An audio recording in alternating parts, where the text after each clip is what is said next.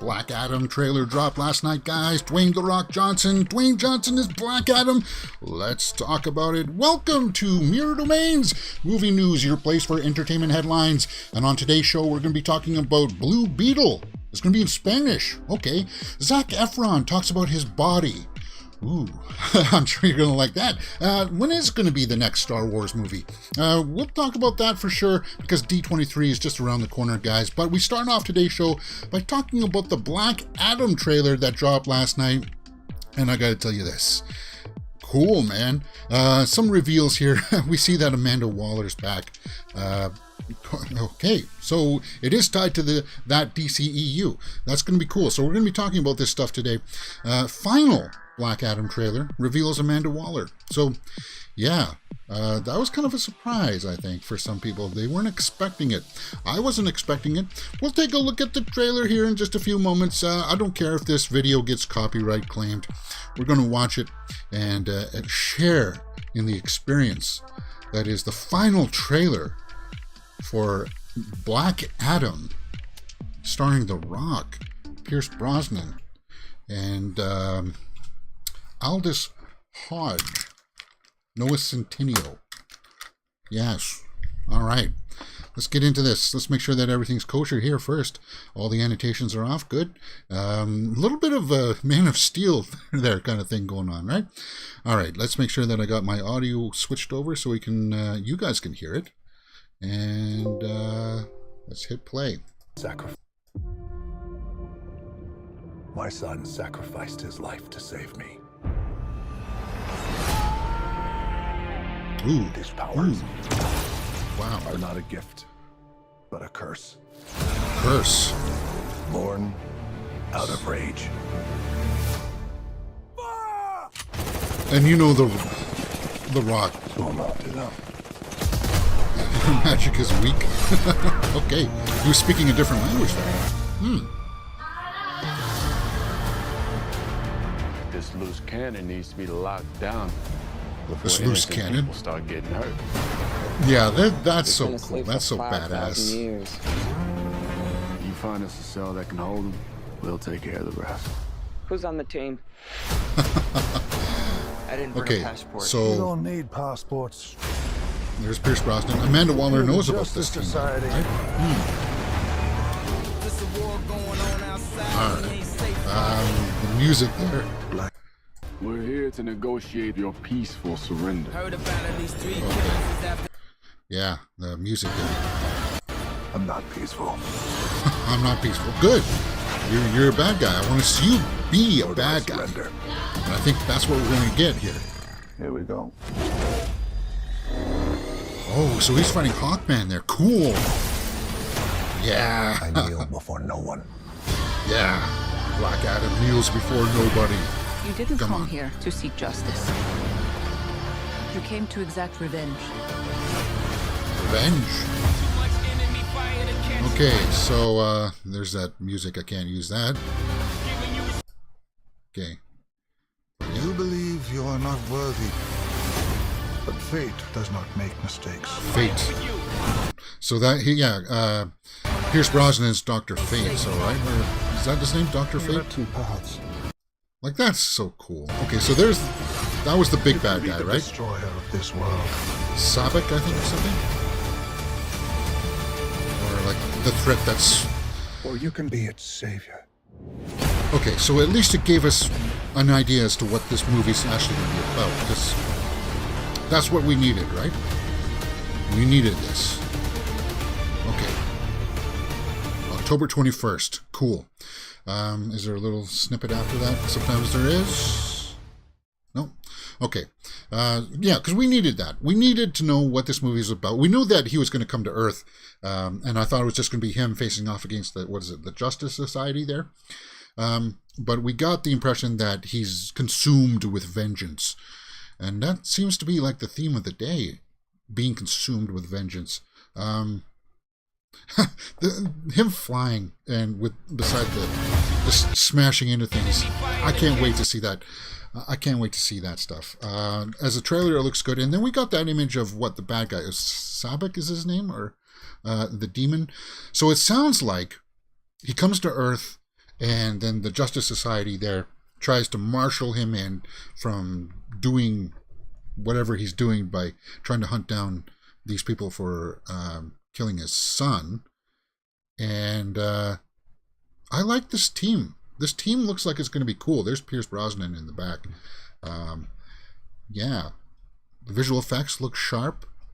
Yeah, indeed, that was a cool trailer. So we'll try to freeze frame it here on that guy with the horns. Yeah, there he is.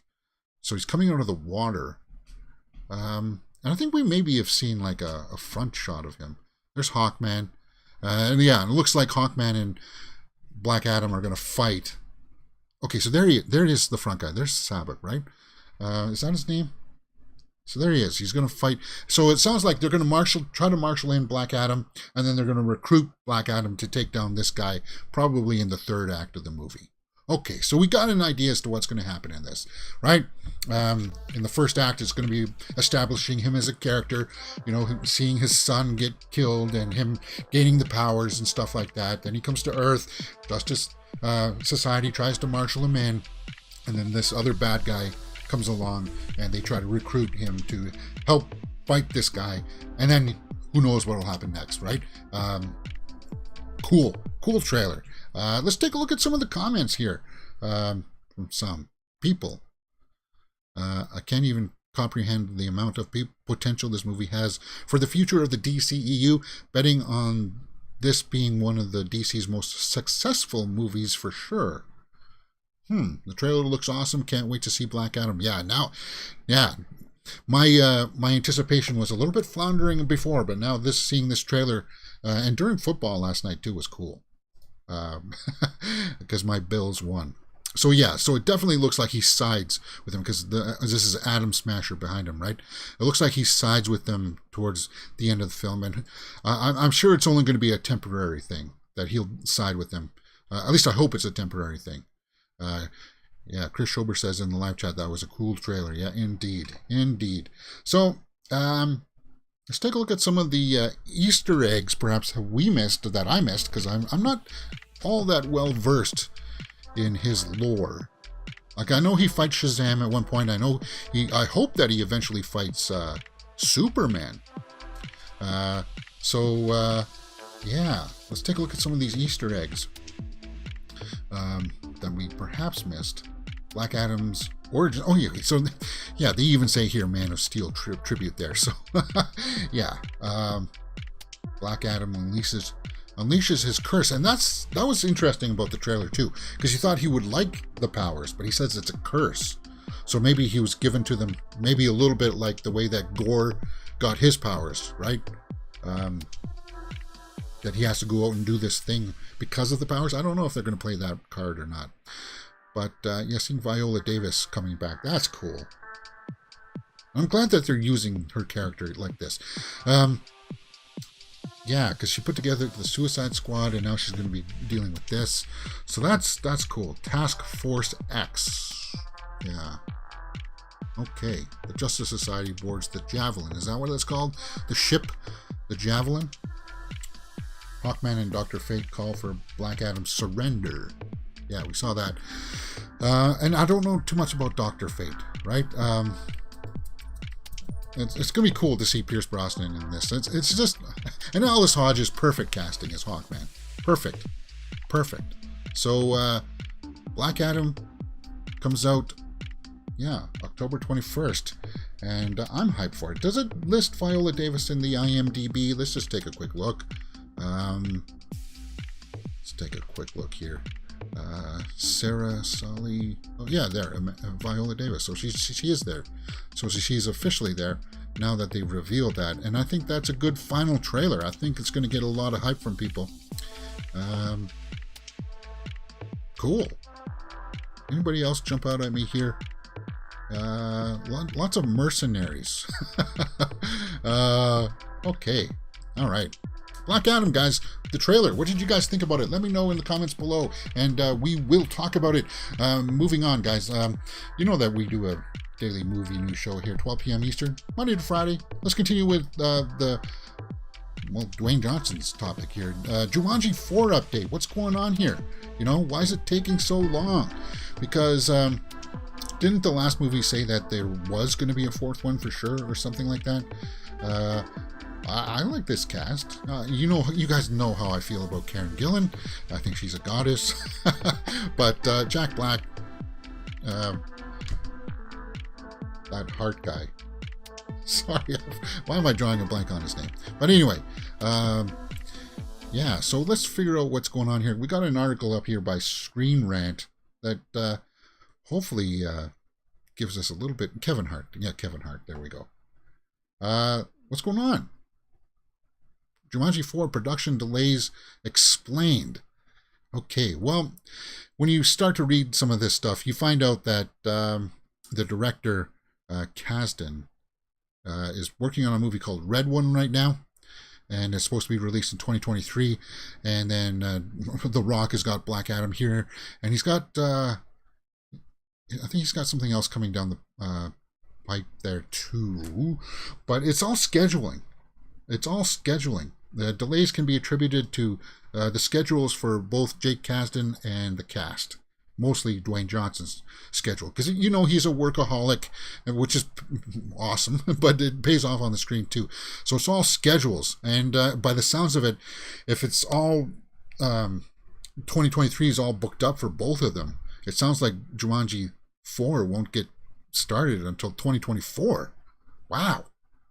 That's a bummer. Because I know that there's a big fan base for this series. Dwayne Johnson is notoriously one of the busiest people in the film industry. Indeed, he is. He's got Black Adam. And then, yeah. So Jumanji 4. In fact, how could they work around his busy schedule? I don't know, because he's one of the main characters. Let's pull up Dwayne Johnson's IMDb here and just to take a look at what he's got coming up on his schedule, because I know he's got more. What the heck is that? Did he dress up as Miss Marvel? What? Okay. Red One. Okay, yeah. So they're working on Red One. The King. San Andreas 2 is announced. Oh, so he was going to be in Doc Savage. Big Trouble in Little China. He's going to be in a reboot of that. That'll be interesting. So yeah, he's got a bunch of things on the table here, but nothing really confirmed other than Red One from next year. Red One. But I'm sure he's got a... because there's also supposed to be a sequel to Red Notice, right? With Ryan Reynolds and Gal Gadot. Chris Evans and Kiernan Shipka. Okay. Production, plot under wraps.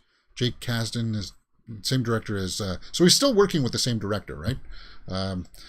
From Jumanji. Okay, well, they're busy. And that's why we're not getting a Jumanji. Bummer. Bummer, man. I know that a lot of people like it. So, yeah, Jumanji Next Level. So he's working on Red One and then Bad Teacher 2. Is there going to be a Bad Teacher 2? I thought Cameron Diaz was retired. Is she going to come back for that? That would be cool. We definitely need to see more Cameron Diaz. She's always cool. Nothing. There's nothing there. But guys, that's the Jumanji story there. Bummer. Scheduling. Just everybody's schedule, because hey, they're busy people.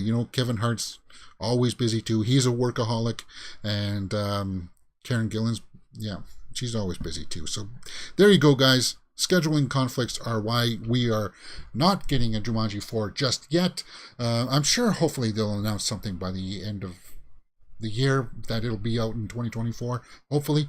We have to keep our fingers crossed. But let's keep on this theme here of what's happening next with the Star Wars. What's going on with Star Wars, guys? We know that there was supposed to be a Rogue One movie, or Rogue Squadron movie with Kathleen, the girl who did Wonder Woman, right? She was going to direct that. Anyway, what's going on here? The next Star Wars movie reportedly releases even later than expected, and I don't understand this either. This is one I don't understand, because this isn't scheduling. This is not scheduling. This is just sitting on your hands. Because they know that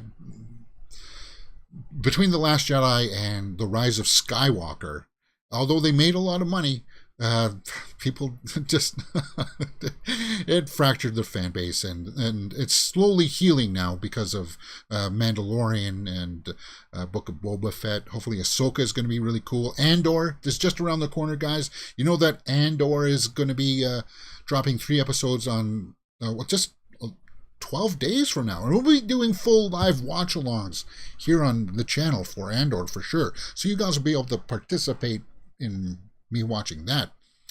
But the future of Star Wars movies has repeatedly been questioned in recent years due to lack of announcements. So we got the D23 happening this weekend, right? So Patty Jenkins, there we go, Patty Jenkins, Rogue Squadron, was supposed to be next December, but it got pushed. So, people are just hoping that this weekend we'll get some announcements, but from what I understand from what this article up on Screen Rant is talking about, and from what other sources are saying, that there's not going to be an announcement for any Star Wars. So let's take a look at this. Starting this weekend, there was growing hope that Lucasfilm could finally provide an update on the future of Star Wars movies and where several projects stand. However, a new report from Puck News, whatever that is, states that will not happen. The report notes that Kennedy is not ready to officially greenlight any new Star Wars films in development. Then what are you doing there, Kathleen? What are you doing if you're not going to announce anything? Sitting on your hands is what you're doing. And I, as a Star Wars fan myself, hey, if you like the sequel trilogy, kudos. But I watched it. I watched each movie once. And then I thought, hey, it's not my Star Wars, but hey, at least still turn out more Star Wars movies, because it's box office cheddar that you're saying no to. I don't get it. You got, and don't tell me that there's no stories to tell, because you got a whole pantheon of books that you can draw from. Pay the writer, his little cut, and then develop it. It's not hard. There's stories there that we would love to see, but I just don't understand why they're. It's like we thought maybe we would get the Taika Waititi movie next year. That was supposed to start production this year, but it doesn't sound like that's going to happen. There was going to be like a Kevin Feige Star Wars. Don't know if that's going to happen. We know that the Rian Johnson Star Wars isn't going to happen. But I'm pretty sure about that. Puck News. So you're going to have to take that maybe with a little bit of a grain of salt. I would be happy, though, if this was wrong. So not until 2024 at the earliest now for the next Star Wars movie. I don't understand what's going on over there. All right, let's talk and take some live comments here. Chris Schobers said, do they have a release date for Jumanji 4? No, not just yet, man. Bummer, eh? I'm wounded what Star Wars movie is coming next. I'm wounded what Star Wars movie is coming. Yeah, and that's the bummer thing too, right? Because it did leave a sour taste in a lot of people's mouths. Somehow Palpatine has returned. I don't know what they were doing. It'll be great to round up the Jumanji trilogy. Our Glass Viking says. At least the director doesn't have to look too far for his cast. Yeah, it's just scheduling. They'll get it hammered out. Chris Schober also says, I heard that they were doing Andor season 2. Yeah, actually Andor, it was supposed to be 5 seasons originally, but they truncated that down to 3 seasons, and so there's going to be 3 seasons of Andor, and every 3 episodes, apparently, of Andor, there's going to be a time jump. So when we get the first 3 episodes on September 21st here, we're going to get like one block, one time frame of Andor, and then it'll do a time jump. So I'm very curious about it, and I like the trailer. So it had that Game of Thrones vibe to it. Speaking of which, if you're liking what you're seeing here, guys, we do full live watch-alongs for shows like The Glass Onion. No, we do trailer reactions for Glass Onion. We do full live reactions for She-Hulk. I mean, come on, Madison is the talk of the town right now. She was really cool. I had to update my thumbnail for it and include her. And House of the Dragon, we do this Monday, guys, 1:30 p.m. Episode 3 was awesome. I can't wait. I'm loving this series, House of Dragon. And then later today, in just over an hour from now, we're going to be watching episode 3 of The Rings of Power. And we'll have to see how this pans out. Of course, we do the Horror Weekly on Saturdays. We talk about all the big horror movie news that dropped during the week. And movie news. Daily, 12 p.m. Eastern. And if you want to follow me on all the social medias, guys, there they are right there. It's linked down below too. We did the pre-show on Instagram, and we do the post-show on Facebook Live. So, we talk about some of the other topics there too. I play some guitar for you guys, just jamming, just having fun, just relaxing, talking about how the show went down and stuff like that. All right, let's get into this. We got to go down a little bit. We got to go down in our moods here and get some bad news. The Pinocchio remake on Disney Plus. I guess it's released now. Pinocchio initial reviews slam soulless Disney remake. Okay, this is the Tom Hanks version. This is not the Guillermo del Toro one. But apparently people are not liking the new Pinocchio. Live action. Soulless. That's pretty harsh. That's harsh. And how could you go wrong with Tom Hanks? I don't understand this. Many critics did not hold back on Pinocchio's reviews. So I don't know. Maybe they pulled some punches with it, because Pinocchio is a dark story. It's supposed to be like a cautionary tale of like telling lies and stuff like that, right? How they can get away from you and make you somebody that you don't want to be. So let's go over the old tomato meter and take a look at some of the... Oh, that's not good. 31% by the critics and 42% by the audience. Oh, and this is Robert Zemeckis? I mean, oh my God. That's awful. That's embarrassing. Let's take a look at some of the snapshot reviews here. Robert Zemeckis and Tom Hanks working together again. You think that they would... All right, let's take a look at some of these reviews, snapshots here from Hollywood Reporter. A well-intentioned work that largely fails or falls flat. It arrives as just another widget in Disney's Remake All agenda. One whose pedigree offered the hope of something better. Okay, we got a good one here from all parentheses. Think of this Pinocchio at its best as Zemeckis' conglomerate-backed culture critique and nauseated state of artistic union. What the heck? That's a word salad. Okay, hold on. Zemeckis' conglomerate-backed cultural critique, a nauseated state of the artistic union, typified by a scene in which our little timber-carved innocent quizzically contemplates a steaming pile of horse dung. Man, I felt dirty even saying that. What the... So basically, let's just sum it up. You think it's terrible. All right, let's take another good one here from the Associated Press. The effect is an awkward fusion. Of fake and real that strains to find any magic in between. This Pinocchio, unfortunately, is no real boy at all. Yeah. Well, so what is that? A knock against the visual effects? It doesn't look good. It looks like a puppet there, but maybe in motion. We saw, when we looked at the trailer, it did look a little CG cartoonish. So if they were going for that realistic look, it didn't look like that. Especially when he was talking with I think he was talking with a rabbit at one point. Yeah, it looks too cartoonish. Like, it doesn't look like real wood. And maybe that's what people are talking about, and it is kind of creepy, actually. That's why I'm looking more forward to the Del Toro version, because they're really going into it's not supposed to look cheery or anything, but it's hard to believe that this falls flat. Tom Hanks, Pinocchio, story is bummer. And I think he looks good as Geppetto there. I think that's oh man, just kind of takes all the wind out of my sails here. Learning about this. Yeah, and it goes to the other problems of these live action remakes.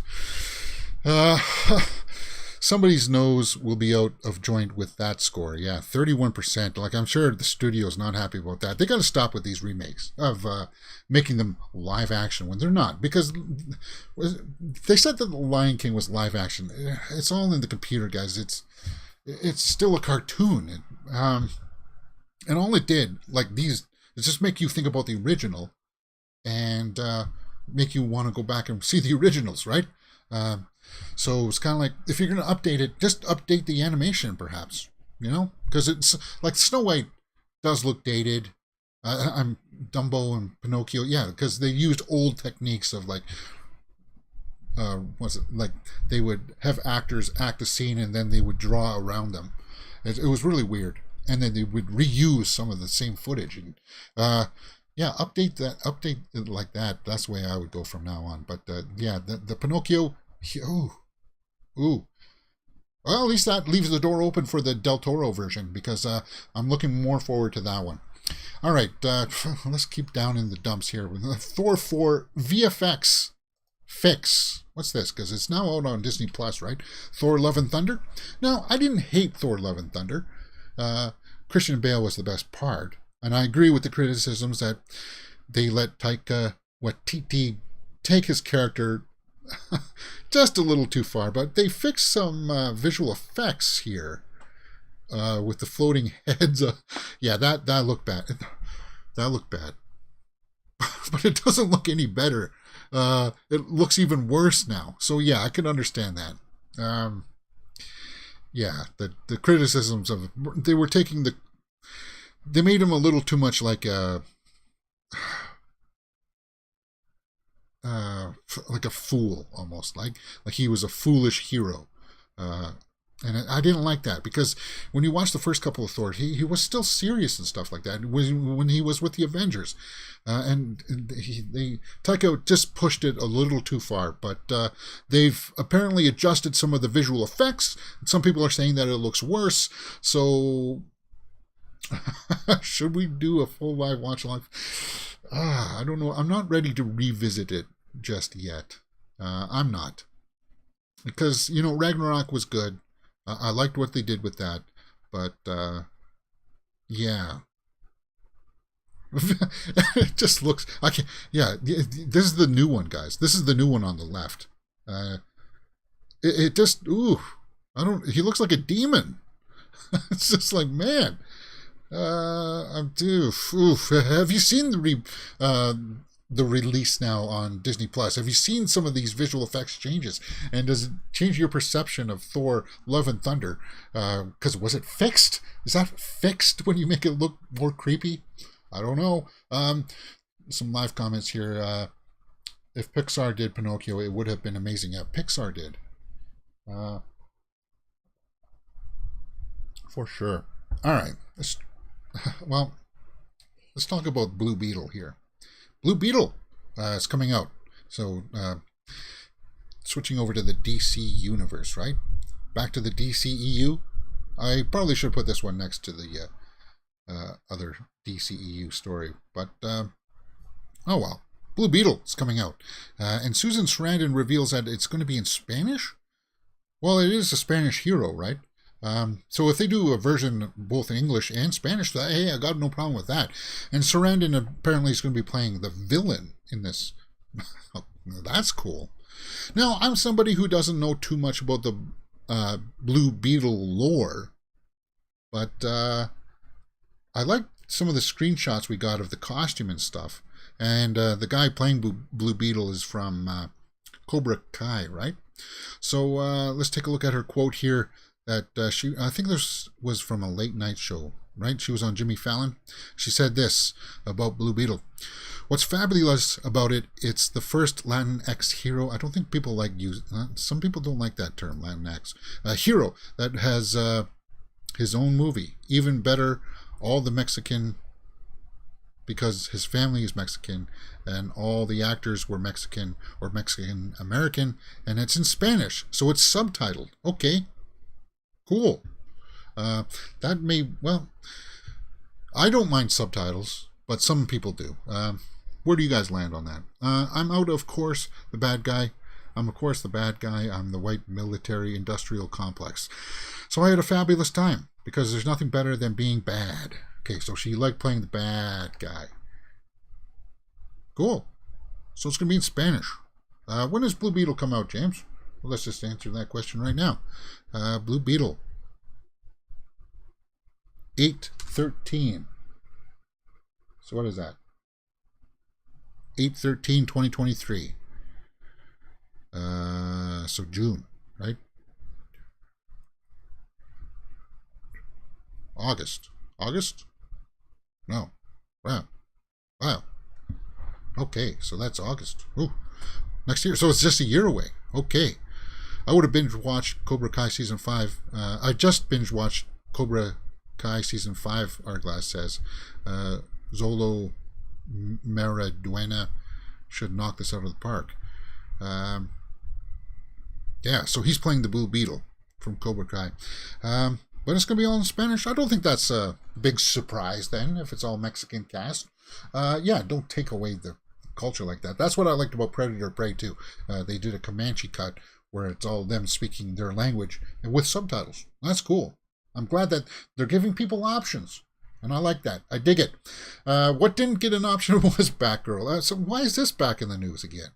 Why is this back in the news? Batgirl, we knew that it got canceled. But apparently one of the executives, the CFO, Chief Financial Officer, weighs in here, saying that the cancellation was blown way out of proportion. What do you mean blown way out of proportion? You spent $90 million on it, and then you cancel it. So how's that being blown out of proportion?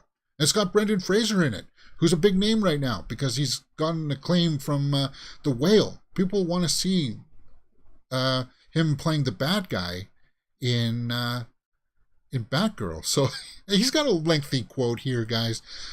He just says, in terms of attention externally, the focus is on going forward here, spending more than ever in history of the two legacy companies on content. We're continuing to make significant investments.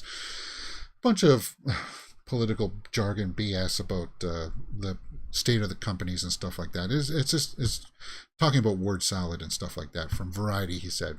The CFO. Yeah.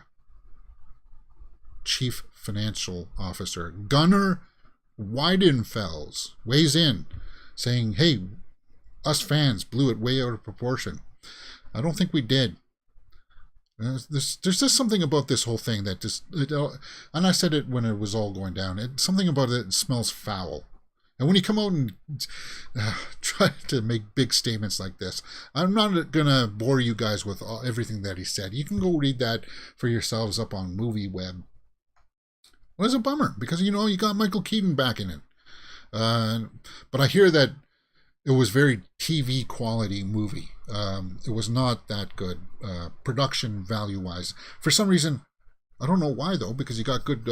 You had the opportunity to hire good cinematographers. I think it was the director. But the two directors, right? It was two directors. I don't know. Something didn't work. They pulled it. Costume, perhaps. Yeah, you heard the complaints about the costumes. Yeah, so they're still trying to do damage control for that. Pay as much mind as I just did now. All right. Chris Schober says, I can't wait for Cobra Kai Season 6. So you guys are enjoying Cobra Kai. Maybe I'll start watching it. There's so many series going on right now. Because once Andor comes in, we'll be doing 4 shows a week. Ooh, 4 watch-alongs a week. And then, yeah, that's... I don't want to get burnout. All right. What's next? Blonde. Let's go back to some good news. Ana de Armas breaks down in tears as Blonde stuns with 14-minute standing ovation in Venice. Huh. So I guess that's the thing that they do now in these film festivals. Oh, we got to give a standing ovation. And then this time quota here. Oh, you had a 6-minute standing ovation? Well, I'm going to better that with a 13-minute for Colin Farrell. Oh, well, we did 13 minutes, so we got to do 14 minutes now. Ana de Armas gets a 14-minute standing ovation. Okay, yeah, stop giving us the time. Just tell us that people liked it. That's the way I feel. Blonde comes out on Netflix at the end of the month here. And I hear that it's racy. That it's got a lot of potential nudity. Maybe. So I don't know if we can do a full live watch along for it, but I'll be watching it. I will review Blonde. Ana de Armas breaks down in tears, so I guess the praise got the best of her and she succumbed to it. Blonde will be out September 28th. September 28th. So that's, well, it's still 3 weeks away, guys. So yeah. And Venice Film Festival, that's got to be wrapping up now pretty soon, right? So yeah, because TIFF just kicked off, so we got to be rounding down this festival. So yeah, Blonde. Let's take a look at the old tomato meter and see what the scores are for that.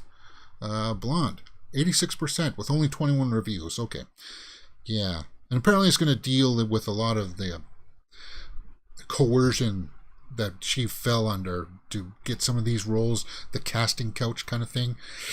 And that's made me kind of go like, oh, I don't know if I want to see that. I know it happened. It was not a very nice time in Hollywood when stuff like that was happening. And I'm sure it still happens. It's grotesque that some studio heads use their position of power for sexual gratification. It's disgusting. And when you do stuff like that, if you don't feel bad about it, it's still going to stay with you for your entire life that you did that. You took advantage of somebody like that. And it's ugly. And apparently that's what this movie's about. Adaptation from Times here says, Andrew Dominik's adaptation fashions an iconoclastic portrait of the sex symbol, expertly recreating the glitz and glamour. The film is frequently gorgeous while revealing exploitation and frailty beneath. So, yeah, apparently it's going to be a good performance from Ana de Armas, who needed a vocal coach because she's Spanish and had trouble with the dialogue. But hey, it sounds like people liked it, giving her praise that she did. She does look like her there for sure. And it's going to be racy. It's going to be no holds barred.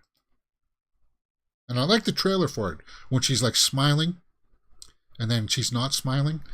Yeah, that was eerie. It was creepy. Blonde, guys, reviews are in. People are really praising it, so we'll have to take a look for that at the end of the month for sure. Okay, let's talk about Zac Efron. This story came up, and it caught my eye because I do want to weigh in with this. Zac Efron came out saying he was depressed after Baywatch training. Says body took 6 months to recover. He was ripped in that movie. Talking about Dwayne "The Rock" Johnson. Yeah, he was in that too. So he's come out in this article for Variety, making a claim about, because you hear about some of these training regimens that these guys go through. It's just, it's brutal. And apparently it really hurt him doing it. Let's see. Something about that experience burned me out. I really had a hard time recentering. Ultimately, they chalked it up to taking way too many diuretics for way too long. Because you want to cut. You don't want to have a whole lot of calories because you want to get your body down to like unrealistic body fat levels, right? You can see that he was ripped, and that's not natural. You need some fat on you, right? Because your body just can't sustain it, right? It needs energies, and if you're taking diuretics to maintain that, that's gonna. I can't imagine it, because you're taking protein too. Oh man, like Oof. The bathroom. I'm just thinking about the bathroom here, guys. It would be awful. So it sounds like it really wrecked his body to the point where, it took his body a long time to recover from that.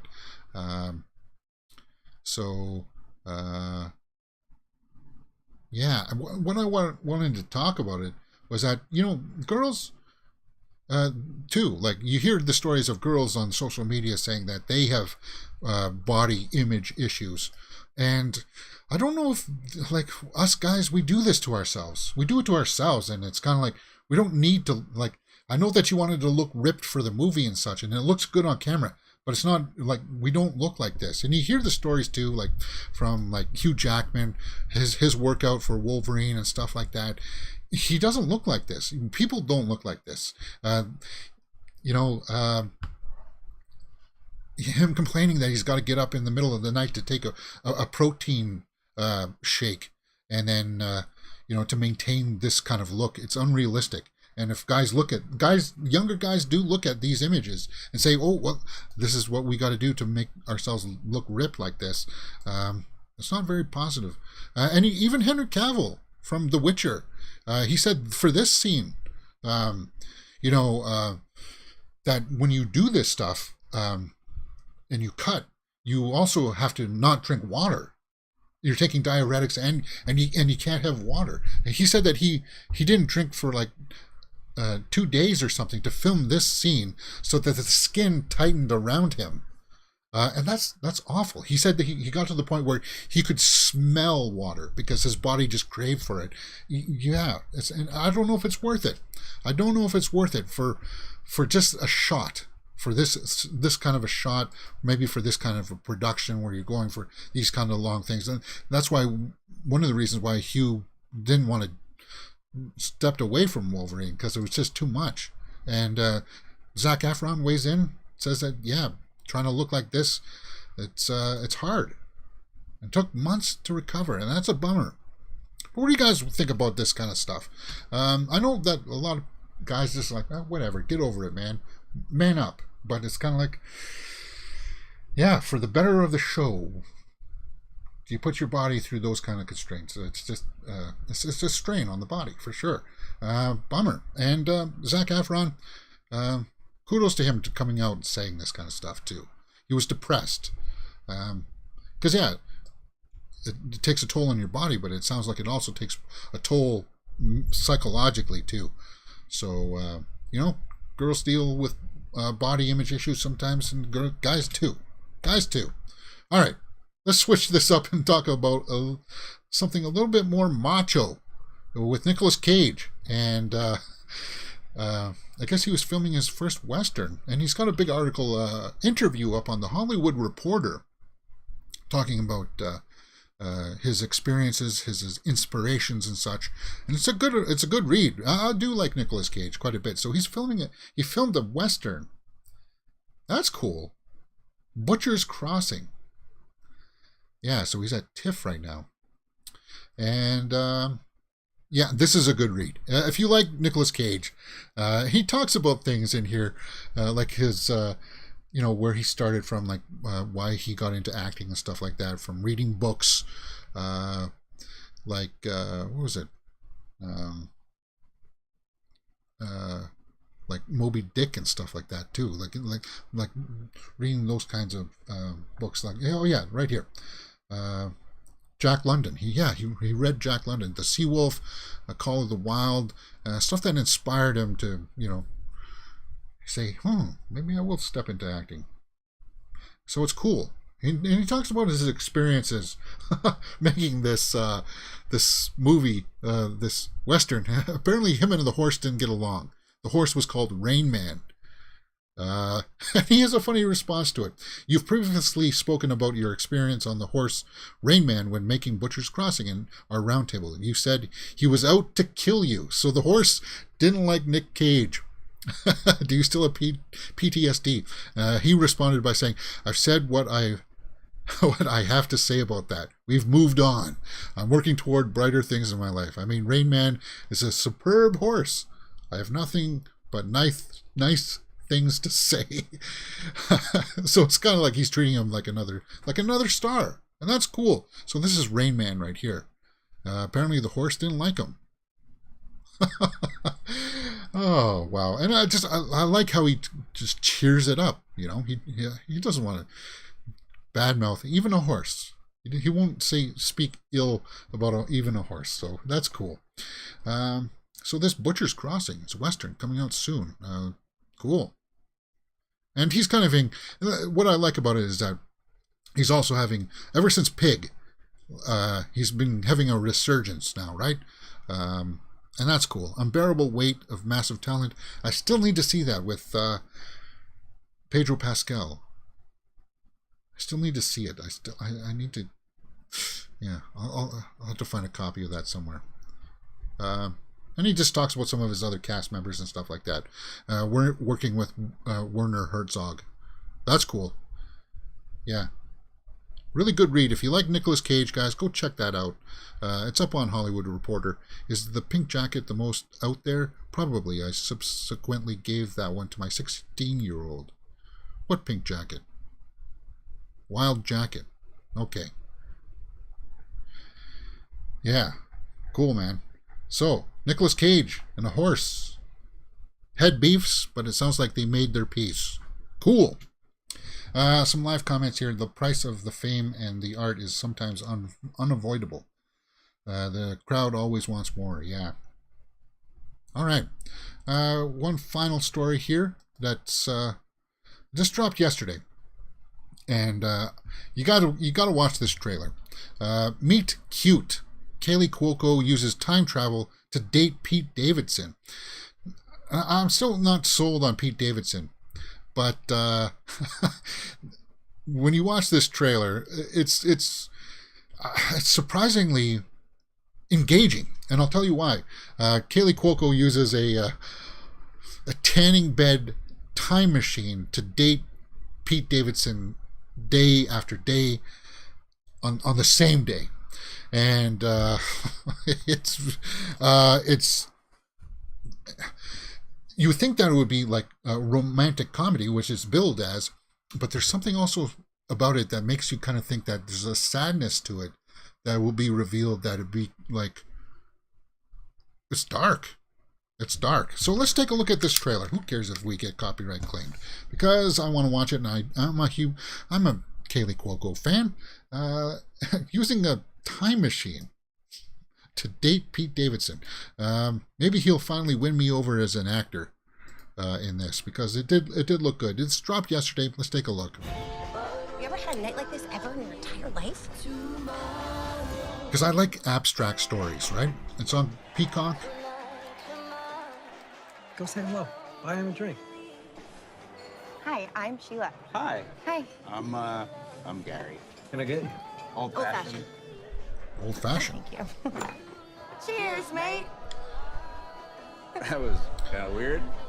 Oh, not really. Not really. So it sets up something weird going on there, I right? have got to come clean with you. I'm from the future. Wait, I'm sorry, I'm a little confused. So how much do you use the tanning machine? Oh no, it's not a tan machine, it's a time machine. So it is It's fun. a I time spent the machine. entire week with you. This night, 7 times in a row. So you think maybe 50 First Dates or What'd you do something with like the other that? you from the past? But she kills her other selves? It's like she hit herself with the car. Like, that's dark.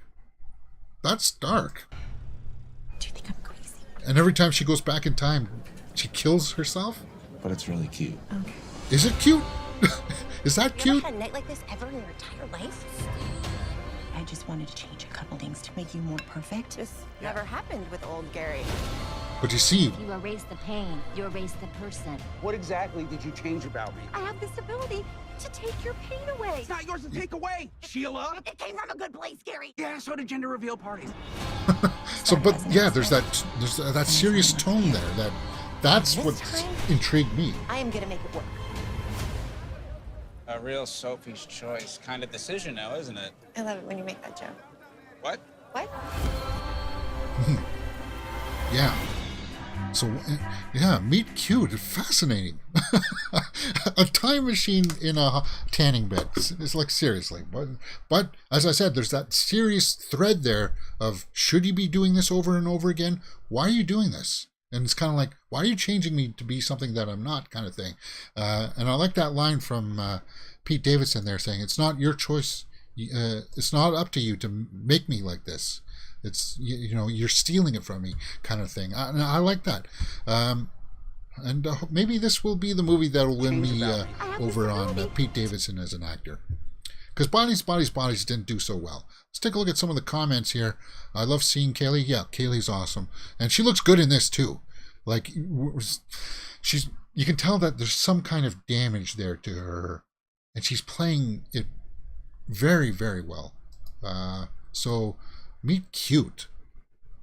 Good for her. And she's having good success. I was a little, after the Big Bang Theory ended, I was a little bit worried that she wouldn't find her way and get more success, but she is. Between things like this and Harley Quinn series, she's doing, and Flight Attendant, she's doing good, and that's awesome in my books.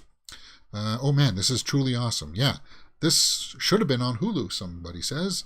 I wish I was a woman so I could understand what the fascination with Pete Davidson, Harry Styles, and John Mayer was. I just don't get it. Well, hey, I guess I sort of echoed that too. I don't understand. Yeah, apparently Pete Davidson is a lot of ladies like him. Finally, a slightly original idea. Yeah, and you know what's going to happen? Because it's on Peacock, not many people are going to see it. And that's a bummer, because it looks, for me at least, because, you know, I like interesting stories. And I like the cast. So, Our Glass Viking says there's a touch of Groundhog Day about this trailer. Yeah, indeed. And yeah, intriguing. Very intriguing. I'll check that out for sure. Chris Schober says, I can't wait for the Last of Us TV series. Yeah, Last of Us. Pedro Pascal and the girl from Game of Thrones. Yeah, that we just got like a snapshot, snippet of that at the end of that trailer that dropped. That was kind of like the upcoming slate for that, and I'm sure it's going to drop next year. So we'll have to see how that pans out, and maybe if we'll have to see where we're at in the schedule. We'll do live watch-alongs for that. I don't know. Maybe it'll be like I hope it's better received than the Resident Evil series was on Netflix. I like the Resident Evil series, but nobody else did for some reason. All right, let's take a look at what some other topics are that perhaps we missed. Yeah, we didn't really miss anything too much. All right, let's pull up the old Twitter and we'll round out the day with that, because it's, well, we're watching Rings of Power, guys, in just 35 minutes. So, okay, to let you know, because D23 is going on, I'll probably still be working over the weekend here on the channel, because with any big announcement that comes out, we'll be talking about it. It won't be a formal show. But I'll set up my studio here with all the lights, and if anything big drops, any big announcements, I'll be talking about. Maybe we can pull up the D23 slate and take a look at the schedule. What's this? The Bike Riders, Austin Butler, Jodie Comer, and Tom Hardy begins filming next month. Yeah, about biker gangs. Austin Butler, can't get bigger than him right now. He was Elvis, one of my favorite movies of the year. And he's going to be in Dune Part 2. Of course, you know how I feel about Tom Hardy. He's awesome. Jodie Comer, can't get bigger than that right now either. Speculation she's going to be Sue Storm. Jennifer Lawrence praises Brian Tyree Henry. Okay, I think we saw this yesterday, so there's not too much here to look at on the on Twitter news. Ari Aster's Disappointment Boulevard, starring Joaquin Phoenix, reportedly cost $55 million to produce. Okay, and that's the biggest production? So that's a cool pairing. Ari Aster and Joaquin Phoenix. Hereditary is just, it's a masterpiece, and it's like a fine wine. It's getting better as it ages. It's just, people are coming around to it, and just like, great performance by Toni Collette. Ana de Armas. Yes. Knives Out. All right. Let me see if I can pull up the D23 schedule. That's worth talking about. D23 2002 schedule. And see what time, what's happening here. Because there'll be panels, I'm sure. Starts kicking off Friday, so it starts off today. So we'll have to keep an eye on things as to see what's going on here. Okay, so September, they're going to be talking about Legends, Simpsons panel. Simpsons. Mickey Mouse Club, so nothing major there. Mostly TV stuff, it looks like. But tomorrow, on Saturday, it looks like we got Marvel Studios will have theirs from 10 to 12. So in the morning, guys, if anything big from Marvel drops, some more announcements as to filling out that slate of Phase 5 and 6. Maybe a Young Avengers movie. Who knows? We'll have to wait and see. I'm sure people are going to be excited about it anyway. Let's see if I can pause this. I can't. Let's see if I can close it. I can't. Got Bob's Burgers. Disney Entertainment Showcase, the musical. Sneak peek at Zootopia. So the big one tomorrow will be the MCU announcements. And as you can see, I don't see Star Wars here, guys. I don't see Star Wars. And then on Sunday, we got Proud, Tron, VFX. Can you watch it from home? Each day. Disney will be live streaming some of the panels. Some of the panels. Okay. What can we expect?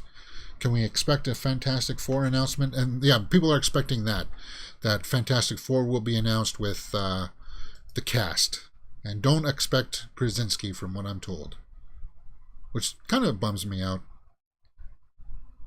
Marvel Studios, Black Panther, Ahsoka. I'm sure we're going to get the confirmation of like the Acolyte castings. Like we saw yesterday that come on, Games Radar, don't spam me. We saw yesterday that the guy from Squid Games was going to be in the Acolyte about the dark side user, right?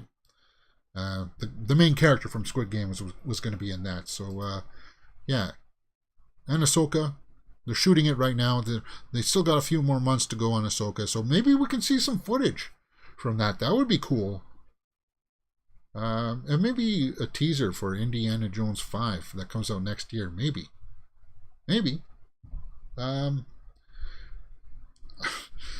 These... I find that you have to kind of like measure yourself. You can't expect too much from these things, because when you don't get it, then you're let down, and then you get angry about it because they didn't announce anything. But yeah, I don't see Star Wars on there. So with that report that we saw, it sounds like it's right, but it's showing Mandalorian there. Like, I mean, Star Wars movies. It'll be Star Wars TV shows, but it doesn't sound like we're going to get movies. But if anything happens, guys, we'll drop it there. All right. Join me in half an hour for The Rings of Power, Episode 3. I'm excited for it. I can't wait for it. If not, then, yeah. Join me on the Facebook Live in just a few moments for the post show. We'll go for like 15 minutes or so there. And enjoy your weekend. Enjoy D23 if you're going to be watching some of those live streams. And join us tomorrow for the Horror Weekly Roundup. If not, I'll see you next Monday for the box office report. Barbarian opened up. I have to see how well that fares. All right, guys. See you next time.